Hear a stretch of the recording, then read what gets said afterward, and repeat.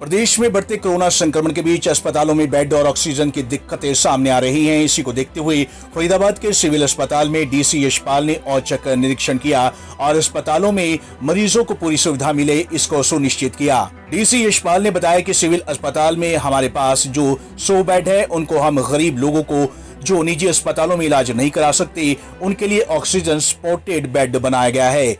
यहाँ पहले ही 100 बेड थे, लेकिन सभी बेड पर ऑक्सीजन नहीं थी। अब नए 100 बेड ऑक्सीजन वाले बना दिए गए हैं। जिले में चल रही ऑक्सीजन और बेड की किल्लत पर बोलते हुए उन्होंने कहा कि सभी को अस्पताल में भर्ती होने की जरूरत नहीं है, घर पर भी ठीक हो सकते हैं। अगर कोई मरीज गंभीर हालत में है तो हम निजी अस्पतालों को भी रेफर कर अटैच करने की कोशिश कर रहे हैं।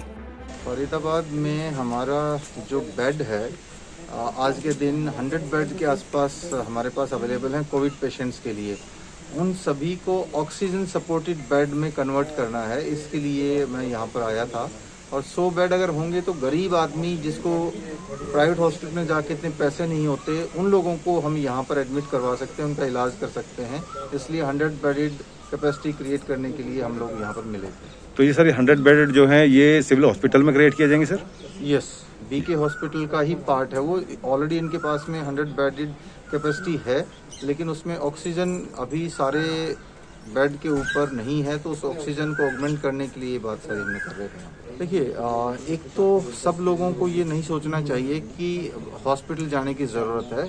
बहुत सारे लोग घर पर रहकर भी ठीक हो सकते हैं, पैनिक उनको नहीं क्रिएट करना चाहिए। जहाँ पर भी उनको ऑक्सीजन बेड की ज़रूरत है, उसके लिए हम प्रयास कर रहे हैं कि सफिशिएंट नंबर में ऑक्सीजन बेड्स हमारे पास में अवेलेबल हों।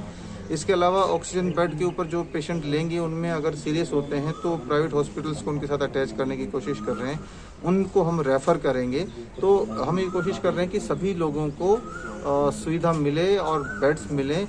इसके लिए बहुत ज़्यादा अभी पैनिक करने की ज़रूरत नहीं है। सर, फरीदाबाद के सिविल अस्पताल में ऑक्सीजन प्लांट की शुरुआत करने के लिए कई महीने पहले इसकी शुरुआत कर दी गई थी, लेकिन अब तक भी चालू नहीं हो पाया। उसका आपने औचक निरीक्षण किया है, कब तक चालू होने की उम्मीद है? मुझे उम्मीद है कि 1 वीक के अंदर ये फंक्शनल हो जाएगा। मशीनरी मोटे तौर पर आ गई है और उसको ये लोग इंस्टॉल कर रहे हैं। इसका टेक्निकल चीज़ें बाकी फंक्शनिंग जो होगी वो परसों से शायद ये शुरू करेंगे, तो 3-4 दिन के अंदर ये फंक्शनल होने की उम्मीद है। वहीं उपायुक्त यशपाल ने ये भी कहा कि शहर में जिन 6 जगहों से ऑक्सीजन दी जा रही है, अब उनमें से 4 जगहों से अस्पतालों को और क्लिनिकों को देंगे, ताकि लोगों को सही तरीके से इलाज मिल सके।